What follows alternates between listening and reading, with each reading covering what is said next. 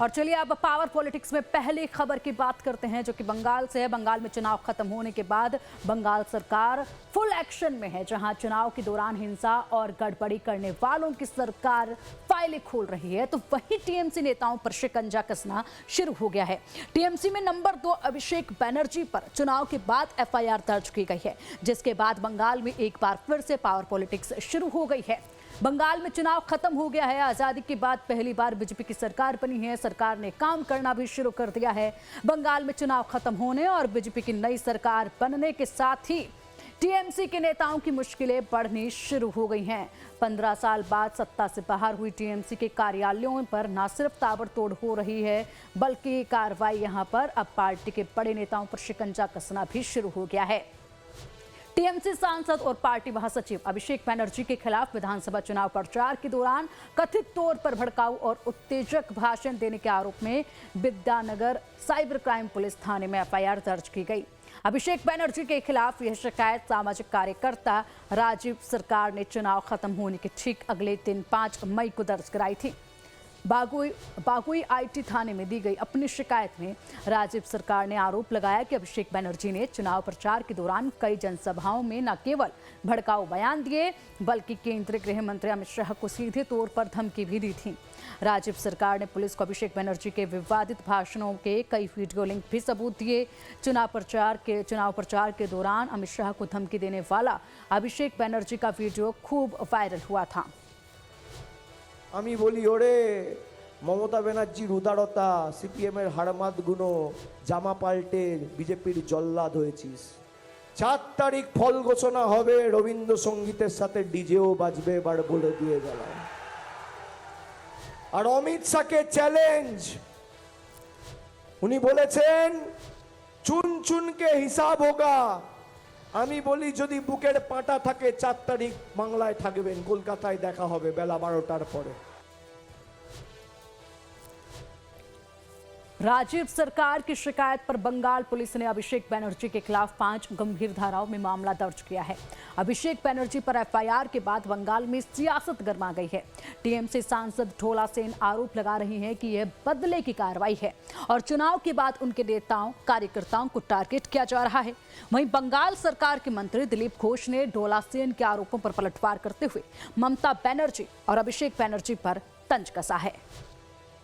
पश्चिम बंगाल में वो उसकी रिजल्ट 4 मई को निकाला। आपको पता है कि उसकी बाद 4 मई के बाद रिजल्ट निकलने के बाद हमारे बहुत सारे कार्यकर्ता को, बहुत सारे पार्टी की कर्मी को, वर्कर्स को और कॉमन पीपल को ऊपर भी एट्रोसिटी हो रहा है और बहुत सारे घर से बाहर भी है।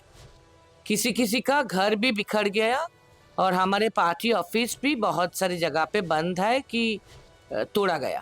आज भी दिन देखिए ममता बनर्जी को कोट पहन के एफआईआर होना पड़ रहा है, कोर्ट में बार बार जाना पड़ रहा है। ये काला कोट और अदालत का कोट, इसी में पूरा जिंदगी बीतेगा। अभिषेक बनर्जी के नाम पे एक एफआईआर हुआ है विधाननगर साइबर क्राइम थाना में। प्रचार के समय बाबीहाटी इलाके में उन्होंने कुछ मंतव्य किया था। जितना अत्याचार अनाचार किया, जिसको गाली दिया, ये चाहे अभिषेक बनर्जी हो, ममता बनर्जी और उनके नेता, उसमें डर के मरे लोगों ने कंप्लेंट नहीं किया था और पुलिस भी नहीं लेता। पुलिस भी तैयार है, जनता भी तैयार है, न्याय हमको दिलाना है सबको और होगा। उधर बंगाल की नई बीजेपी सरकार ने भी साफ कर दिया है कि चुनाव के दौरान और उसके पहले या बाद में हुई राजनीतिक हिंसा, पुलिस उत्पीड़न के खिलाफ लोग नई शिकायतें थानों में दर्ज करा सकते हैं। बंगाल सरकार उसकी जांच कराएगी और दोषियों के खिलाफ कार्रवाई होगी। পলিটিক্যাল অ্যাট্রোসিটি, পলিটিক্যালি যে ভায়োলেন্ট হয়েছেন, যারা সাফার করেছেন, তারা তথ্য প্রমাণ এবং কেউ যদি ইনজুরি হয়ে থাকেন, মেডিকেল থাকে, তার তথ্য প্রমাণ ডকুমেন্ট দিয়ে, আর যাদের কাছে তথ্য প্রমাণ নেই পুলিশ তদন্ত করে দেখবে অভিযোগ সঠিক কিনা। নতুন করে থানাগুলোতে এফআইআর করতে পারেন কারা। 3টে স্তরে, মূলত 4টে স্তরে আমরা গুরুত্ব দিতে চাই। একটা হচ্ছে রাজনৈতিক হিংসার বলি, মানে সাফারার। দ্বিতীয় হচ্ছে পুলিশের দ্বারা অন্যায়ভাবে অত্যাচারিত, 5 দিন ধরে ডিটেন্ড করে এনে শুধু পিটিয়েছে। अभिषेक बैनर्जी पर कानूनी शिकंजा कसने पर बीजेपी से अभी ट्रेलर बता रही है। पार्टी का दावा है कि कानून के खिलाफ काम करने वालों की बीजेपी सरकार छोड़ेगी नहीं, चाहे वो कितना बड़ा रसूखदार क्यों ना हो।